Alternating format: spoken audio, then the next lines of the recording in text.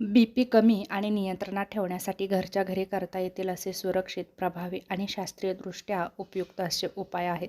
ते नक्कीच तुम्ही करू शकता. BP म्हणजे काय? तर नॉर्मल BP 120 ते 80च्या दरम्यान असतो आणि जास्त BP 140 ते 90च्या दरम्यान असतो किंवा त्यापेक्षा जास्त असतो. आणि धोकादायक BP म्हणजे 160 ते 100पेक्षा जास्त असतो. आहारातून BP कमी करण्यासाठी काही घरगुती उपाय करू शकता. पहिलं म्हणजे मीठ कमी करा. दिवसाला 1 चमच्यापेक्षा कमी मीठ खा. पापड, लोणचे, चिप्स, नमकीन टाळा. वरून मीठ घेण्याची सवय सोडा. लसूण खा. रोज सकाळी 1 ते 2 पाकळ्या कच्चा लसूण किंवा 1 चमचा लसूण पेस्ट कोमट पाण्यासोबत घ्या. यामुळे रक्तवाहिन्या सैल होतात, BP कमी होतो. दही. रोज 1 वाटी पातळ दही घ्या. पचन सुधारतं आणि BP नियंत्रणात राहतो. केळी. केळीमध्ये पोटॅशियम भरपूर असतं आणि सोडियमचा परिणाम कमी होतो. रोज 1 केळी पुरेशी आहे. बीट. आठवड्यातून 3 ते 4 वेळा बीटची भाजी किंवा कोशिंबीर नक्की खा. रक्तप्रवाह सुधारतो. आयुर्वेदिक आणि घरगुती नैसर्गिक उपाय नक्कीच करू शकता, जसं की आवळा. रोज सकाळी 1 आवळा किंवा 2 चमचे आवळा रस घ्या. यामुळे रक्त शुद्धीकरण होतं आणि BP नियंत्रणात राहतो. अर्जुनाची साल. 1 चमचा अर्जुन साल पूड घ्या. 1 कप पाण्यात मिसळून सकाळी घ्या. त्रिफळा चूर्ण.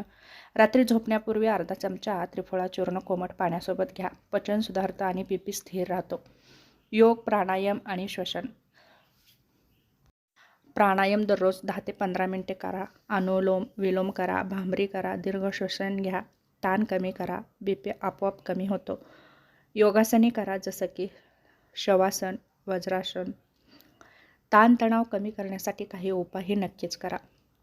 ताण हा BP वाढवण्याचं मुख्य कारण आहे. रोज 7 ते 8 तास झोप घ्या. मोबाईलचा वापर कमी करा. ध्यान करा. सकारात्मक विचार करा. संगीत ऐका. रोजच्या सवयी. दररोज 30 मिनिटे चाला. वजन नियंत्रणात ठेवण्याचा नक्कीच प्रयत्न करा. लठ्ठपणामुळेही BP वाढतो. धूम्रपान, मद्यपान टाळा. चहा, कॉफी कमी करा. आणि ही लक्षणे दिसत असतील तर नक्कीच डॉक्टरांचा सल्ला घ्या, जसं की सतत डोकेदुखी, चक्कर येणं, छातीत दुखणं, डोळ्यापुढं अंधारी येणं यासारखी लक्षणं दिसत असतील तर नक्कीच डॉक्टरांकडे जा. त्याचप्रमाणे नाकातून रक्त येणं.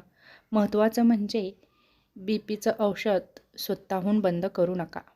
BP नियमित चेक करत राहा आणि वाढत आणि कमी जास्त होत असेल तर नक्कीच डॉक्टरांचा सल्ला घेऊन योग्य ती ट्रीटमेंट घ्या.